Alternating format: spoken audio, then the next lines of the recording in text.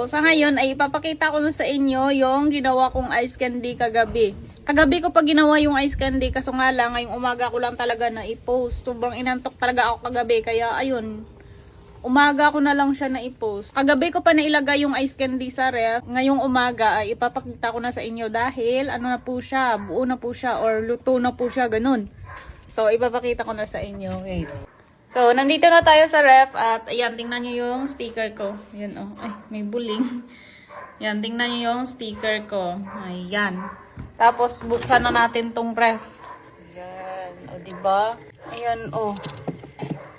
Tingnan natin yung may madaming flavor na mango. Ayan. Ito. Ayan, oh, daming mango. Ayan. So, yun lang. Ito yung laman ng ref namin. Ice. Tsaka sa ilalim, yun oh, soft drinks. Yun yung binibenta ko. Tsaka yung iba. Yan lang. So, yun yung laman ng ating ref. Ice na siya. And mamaya ay ibebenta natin sa kanila. Excuse nga pala sa aking pimples. Oh, ayun. Tsaka eto. Update ko kayo mamaya kapag break time na nila. Dahil dadalhin ko doon sa kanila. So, yun lang. Bye-bye. Dahil break time na, so dito natin ilalagay. Yan o, nilagyan ko lang ng paper or ng newspaper. So ilalagay na natin dito yung ice candy dahil break time na. Yan.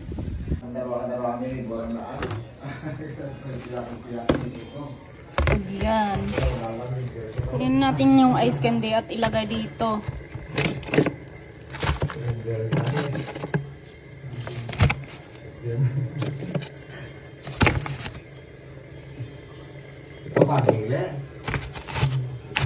Yan.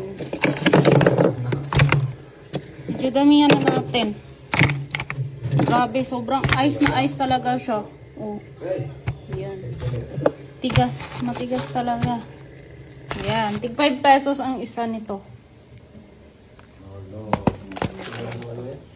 Pagkahatid ay kanya-kanya na silang kuha. By the way, meron nga pala akong nababasa na comment. Lugi daw ako sa tig 5 pesos ng ice candy. Pero wait ha, na-appreciate ko po talaga yung advice nyo para sa akin, which is totoo naman. Kaso nga lang, mga constructions worker din yung bibentahan ko ng ice candy at meron din kanya-kanyang pamilya na binubuhay na kung tutuusin ay pareho lang din naman kaming naghahanap buhay. Lalo na sa ngayon na sobrang mahal na talaga ng bilihin tapos mahirap pa yung trabaho. Isa na kasi doon ang nagtatrabaho ay yung stepfather ko. Pasensya na talaga kayo, sa susunod ay bibenta ko na ng tama. Anyway, maraming salamat po talaga sa mga advice nyo para sa akin. So, hanggang dito na lang muna. Maraming salamat po ulit sa patuloy nyo pagsusuporta at sa panunood ng aming mga videos. Paki-share at pa-follow na rin po. Maraming salamat. Mag-ingat po kayo palagi at God bless po sa inyong lahat.